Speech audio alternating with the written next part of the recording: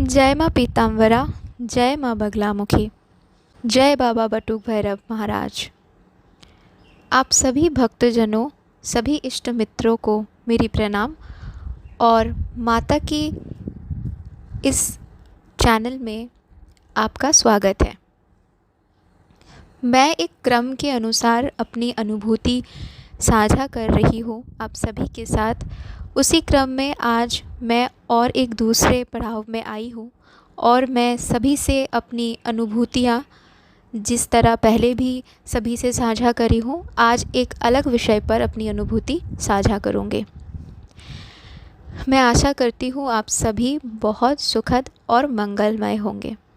आपके जीवन माता की कृपा से भरपूर होंगी।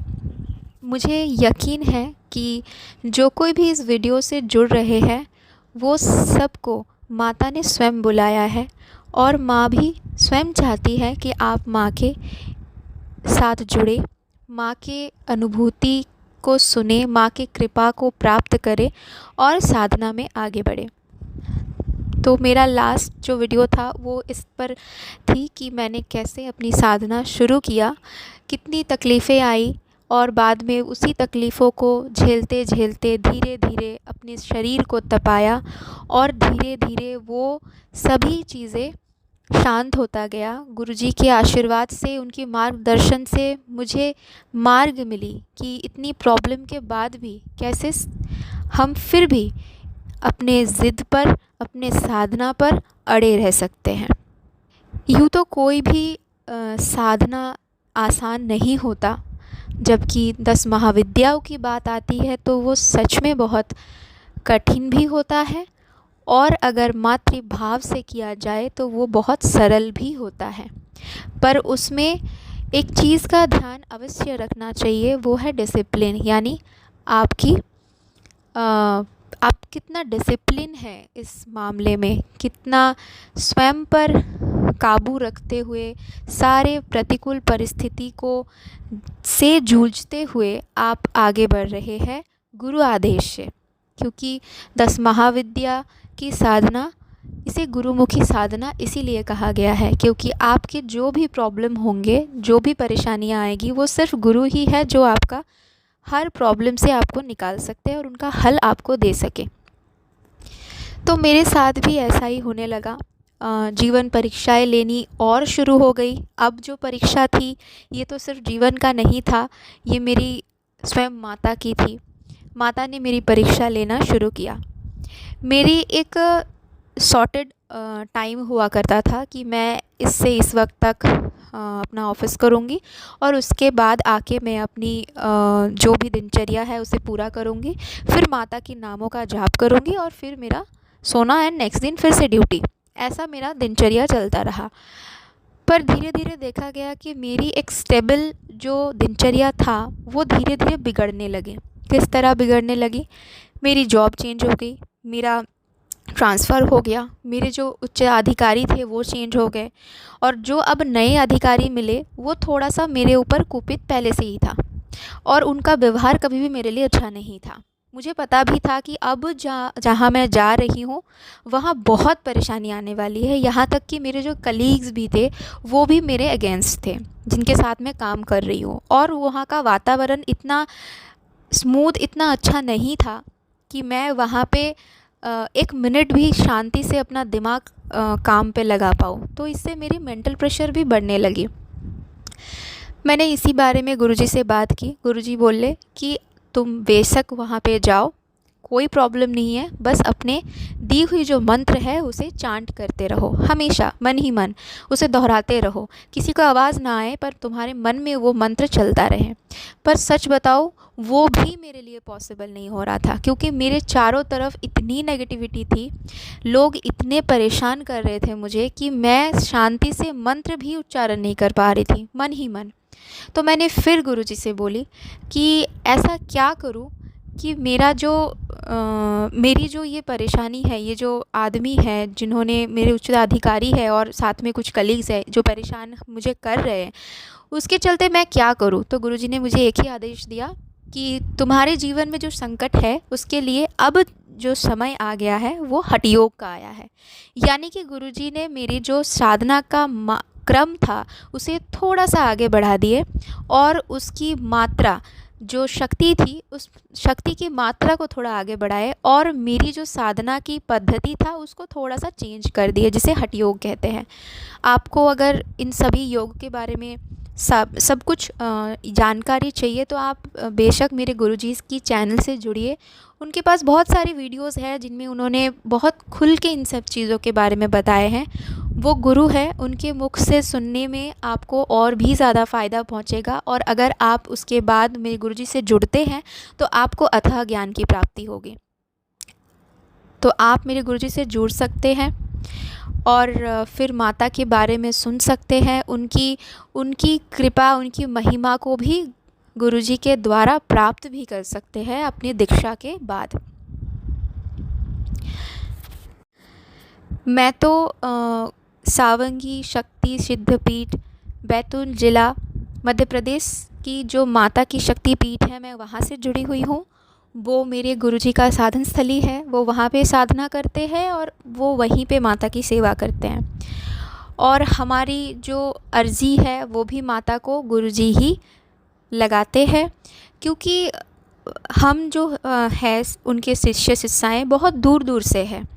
जैसे वहाँ तक मुझे पता है कि बहुत दूर दूर से उनकी शिष्य शिष्याएँ हैं जो वहाँ पे बैठ के साधना कर रहे हैं और वो गुरुजी के मार्गदर्शन पर कर रहे हैं। उस शक्ति जो है उसका ऊर्जा गुरुजी यहाँ से प्रदान करते हैं। जब तक गुरुजी ने प्रदान नहीं किया, मुझे नहीं लगता यहाँ पे कोई भी शिष्य शिष्याएँ होंगे जो एक भी माला जाप कर पाया होगा। वो मेरे साथ हुआ है, मैं जानती हूँ। एक वक्त ऐसा आया था कि मैं कई दिनों के लिए बिस्तर में, एकदम मेरा तबीयत ख़राब हो गया था, मैं बिस्तर में लेट गई थी, मेरे शरीर में क्षमता ही नहीं था कि मैं उठ के बैठूं। फिर गुरुजी ने माता के पास अर्जी लगाए, माँ को ये बताए कि शायद मुझे माँ की शक्ति की इतनी ज़रूरत है कि मैं बिस्तर से उठ के खड़ा हो पाऊँ, क्योंकि इतनी मेरी तबीयत ख़राब हो गई थी।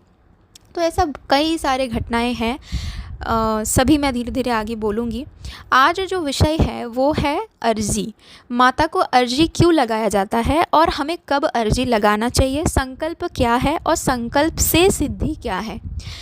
जहाँ तक मुझे समझ में आया है, संकल्प से ही सिद्धि मिलता है। संकल्प अर्थात आपने जो ठाना है, जो जिस विषय को, जिस मनोस्थिति में आपने किसी कामना के हेतु, मान लीजिए आपको कुछ चीज़ चाहिए, वो आपकी अंदर की कामना है और वो आप माँ को प्रकट कर रहे हैं, पर प्रकट करते वक्त एक संकल्प हमें हमेशा लेना होता है कि मैं माँ इतनी 1000 नामों की जाप करूँगी, इतनी माला करूँगी और फिर जब मेरी मनोवांछा पूर्ण हो जाएगा तो मैं आपको ये भेंट करूँगी।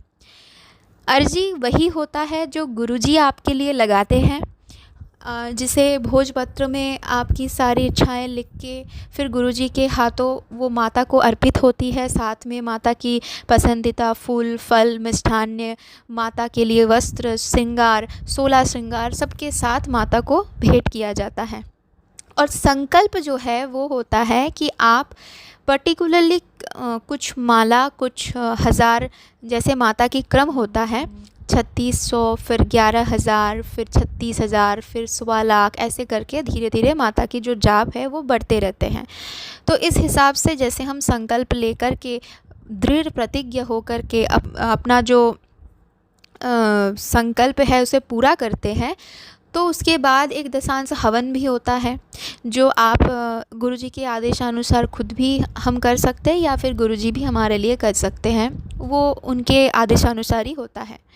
तो फिर जाके हमें उस पूरे जो कर्म योग है वो पूर्ण होता है। पहले संकल्प होता है, फिर जाप होते हैं उसी हिसाब से, हवन के साथ साथ वो जो कर्म कांड है वो संपूर्ण होता है।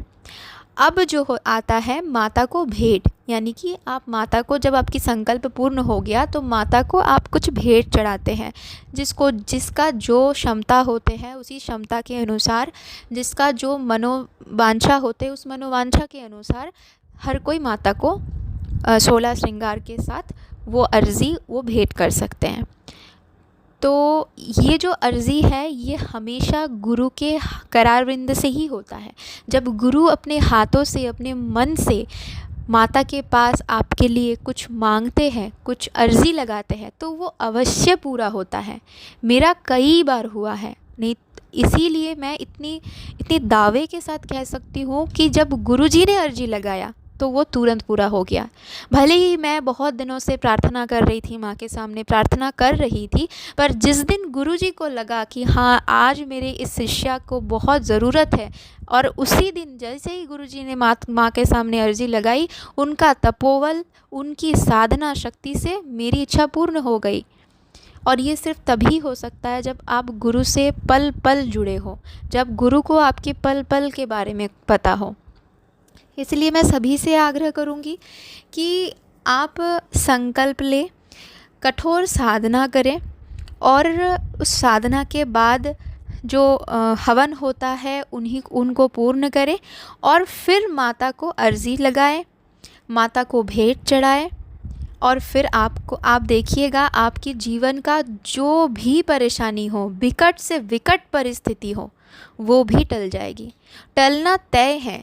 जब गुरु और भगवान दोनों आपके साथ हैं तो इस पृथ्वी में किसी का कोई क्षमता ही नहीं है कि आपको एक तिल तक परेशान करे, एक तिल भी आपका कुछ बिगाड़ दे।